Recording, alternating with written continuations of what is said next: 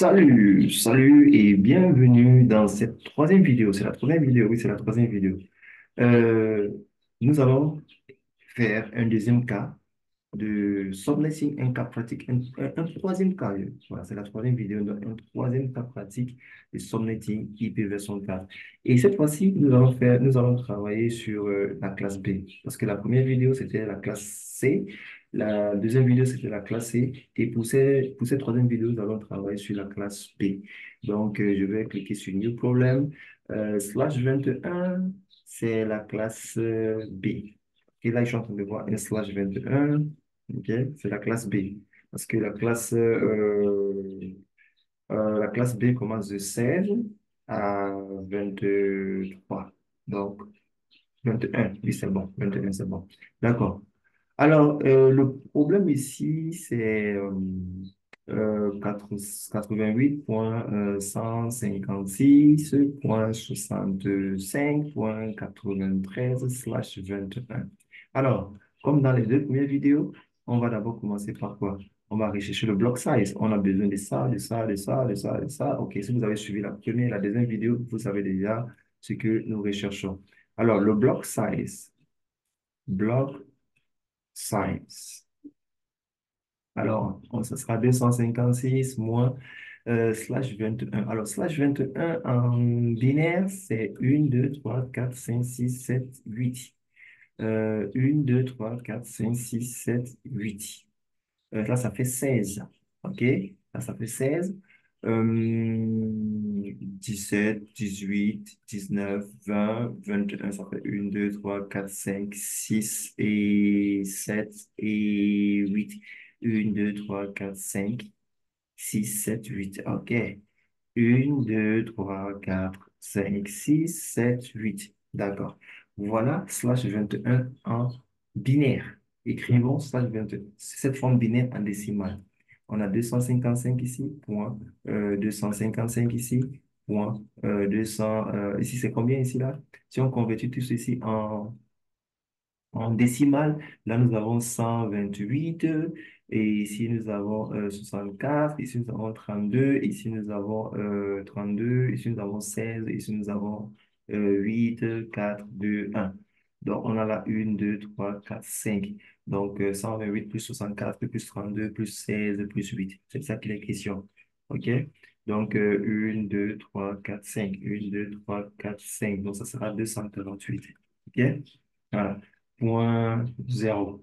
D'accord. Voilà notre masse sous réseau qui est 255.255.248.0. Voilà. Bon, maintenant que nous avons notre masse sous réseau en décimal, on peut trouver le bloc size. Donc, le bloc size, c'est 256 moins 248. Ça va nous donner combien? Je prends la calculatrice vite fait. 256 moins 248, ça va me donner 8. OK, ça va me donner est égal à 8. D'accord. Euh, je vais effacer tout ceci. Je viens là, je vais effacer tout ça.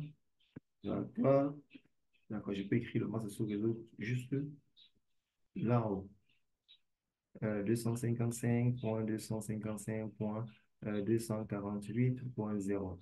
OK, ça c'est le masse sous réseau. Alors, qu'est-ce que nous allons faire? Maintenant que nous avons notre block size, nous allons écrire les différents sous-réseaux dans le but de trouver le sous-réseau dans lequel se trouve le problème, qui est celui-ci.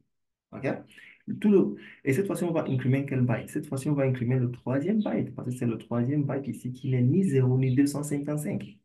Dans la classe C, dans la première vidéo et la deuxième vidéo, nous avons incrémenté le quatrième byte. OK? Dans cette vidéo, nous allons incrémenter le troisième byte. OK? Vous voyez comment est-ce qu'on choisit les bytes à increment en utilisant le block size, n'est-ce pas?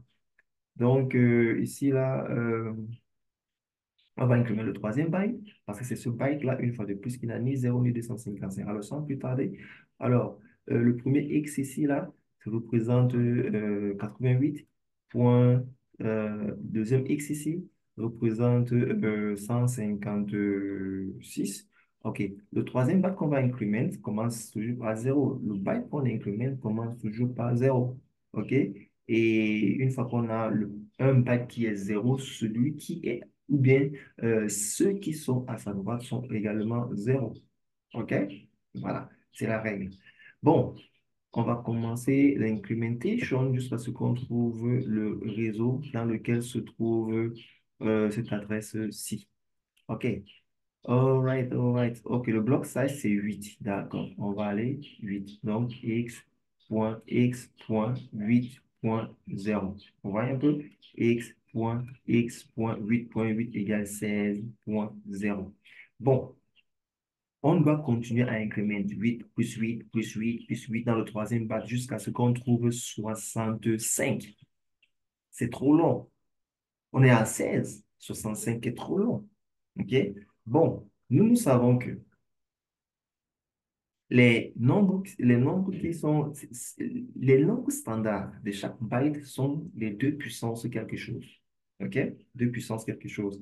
Alors, 65, quel est le nombre de puissance quelque chose qui est au-dessus de 65 et quel est le nombre de puissance quelque chose qui est en dessous de 65? On peut commencer à incrémenter ou bien décrémenter à partir de ces nombres-là au lieu d'incrémenter à partir de zéro pour gagner en temps. OK? Alors, si je fais 2 puissance 7, ça me donne 128. 2 puissance 6, ça nous donne 2 puissance 6 nous donne combien? Euh, 64.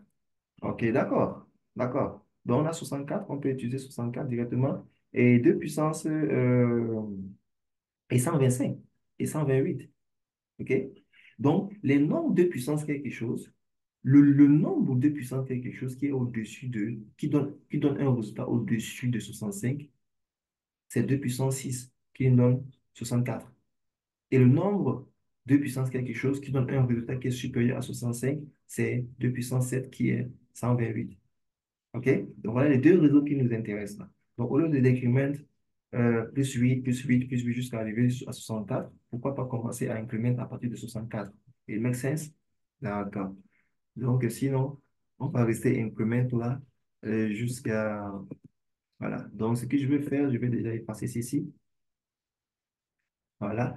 Et je vais commencer à incrémenter à partir de 64. OK? Donc, point, x.x.64.0. OK? Donc, je vais faire un plus 8.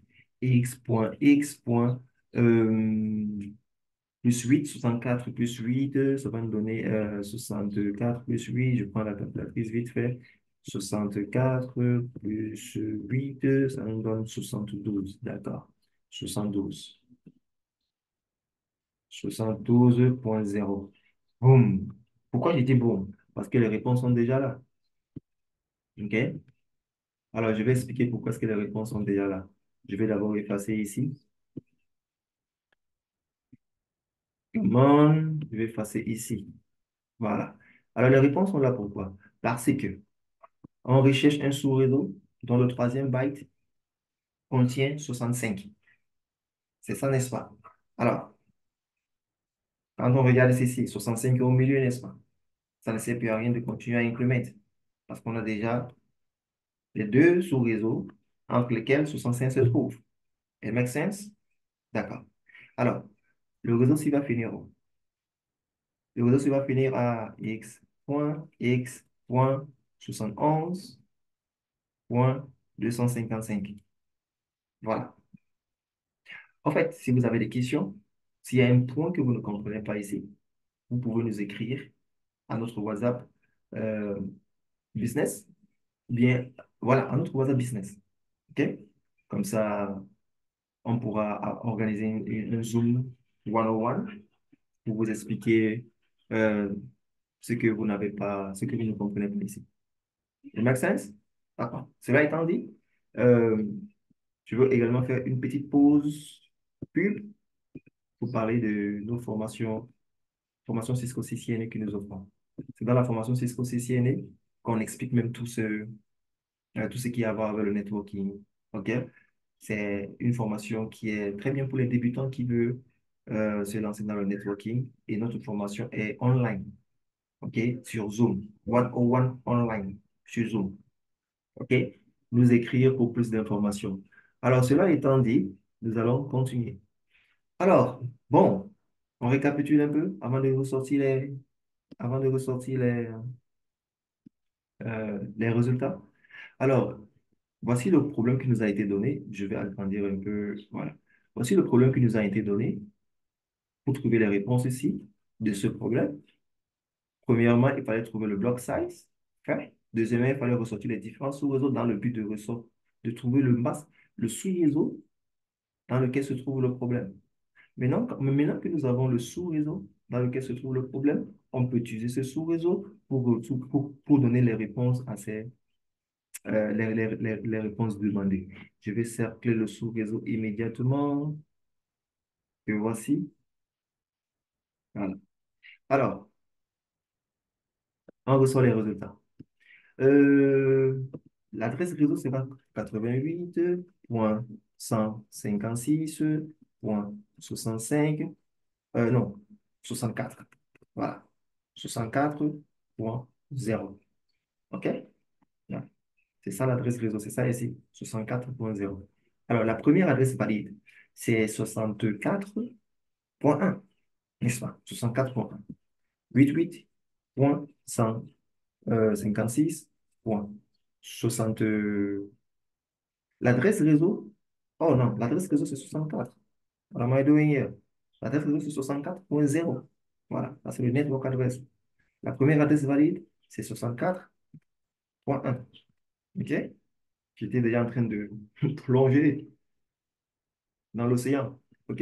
64.1, c'est la première adresse IP valide de 64.0. Et 64.0, c'est l'adresse réseau de 64.0. OK? OK. 60. Voilà, on continue. OK. D'accord, d'accord, d'accord, d'accord, d'accord, d'accord. Tout est nickel. Alors, ici, on a 88.156. Ça, c'est la dernière adresse valide. La dernière adresse valide, c'est la 71.254. OK? 71.254. OK? 71.254. La première, non, la dernière adresse valide, oui. La dernière adresse valide, c'est 71.254. Et l'adresse broadcast, c'est 71.255. OK?